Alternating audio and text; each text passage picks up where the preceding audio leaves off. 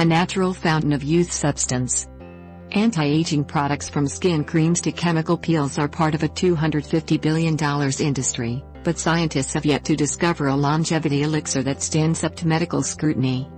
A group of researchers believe they're getting closer, however, thanks to a compound called nicotinamide adenine dinucleotide, or NAD+ for short. NAD+ is the closest we've gotten to a fountain of youth, says David Sinclair, co-director of the Paul F. Glenn Center for the Biology of Aging at Harvard Medical School. It's one of the most important molecules for life to exist, and without it, you're dead in 30 seconds. NAD+ is a molecule found in all living cells and is critical for regulating cellular aging and maintaining proper function of the whole body.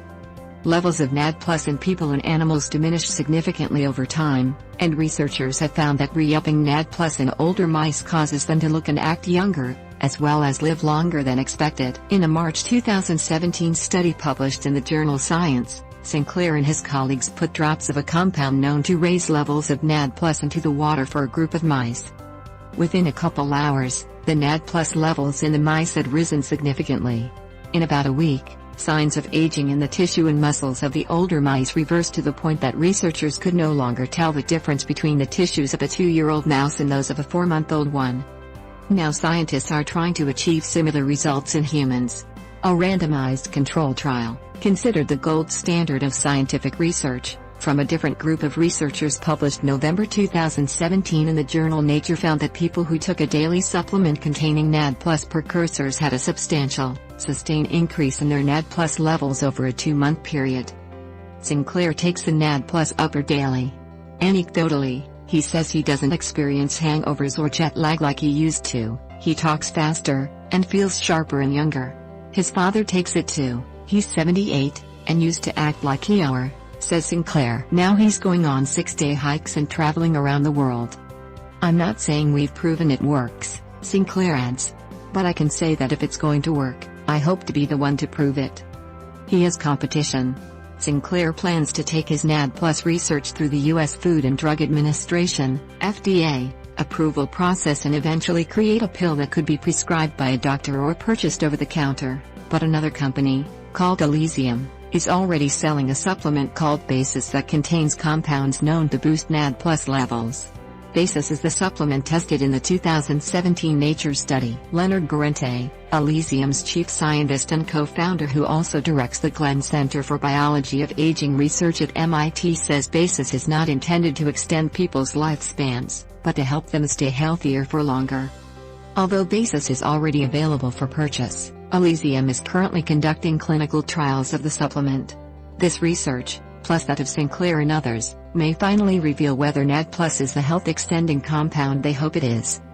Nicotinamide riboside shows promise for treatment of Alzheimer's disease.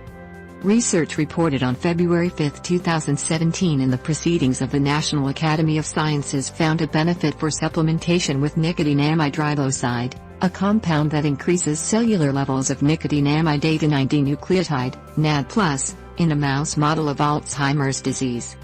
The study utilized mice bred to show increased features of human Alzheimer's disease, including age-dependent amyloid beta plaques, intraneuronal tangles, and cognitive deficits. These animals were subsequently modified to have a decreased ability to repair DNA, resulting in greater DNA damage and neuron death in specific brain regions, thereby more closely mimicking features of human Alzheimer's disease. Researchers Vilhelm A. Bohr of the National Institutes of Health and colleagues observed that the animals had a decreased cerebral ratio of NAD+ to NAD. NAD is the chemically reduced form of NAD. The team supplemented the drinking water of 4 groups of mice with nicotinamide riboside or gave them plain water for 6 months.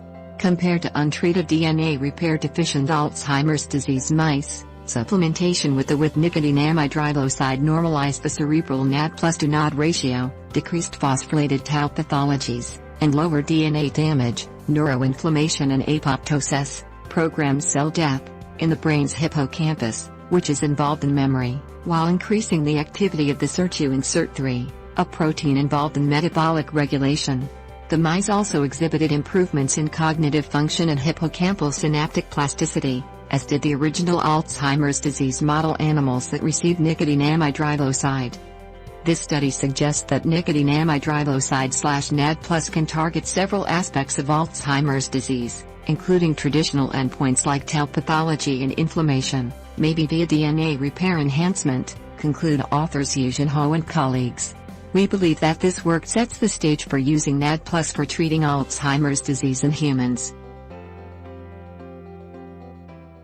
High-intensity exercise helps to boost memory.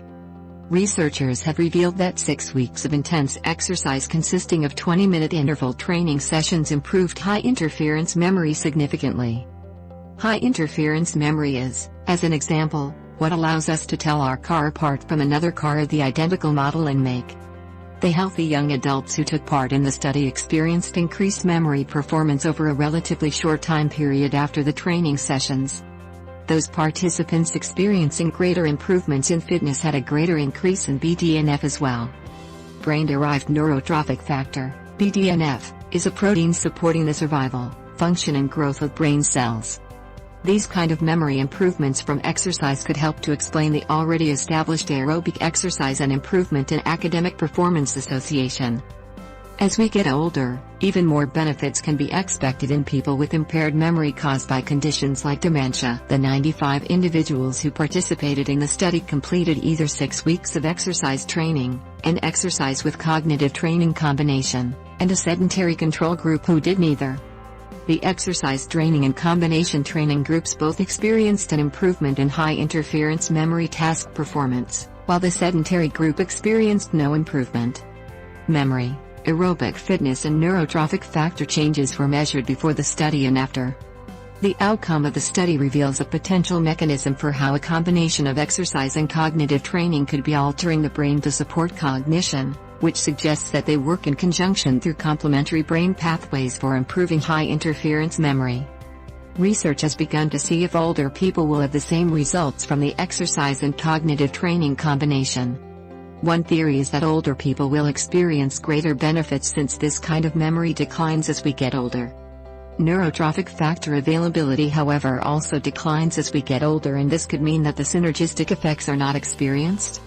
The results could have implications for the aging population that's struggling with the problem of terrible diseases like Alzheimer's and dementia.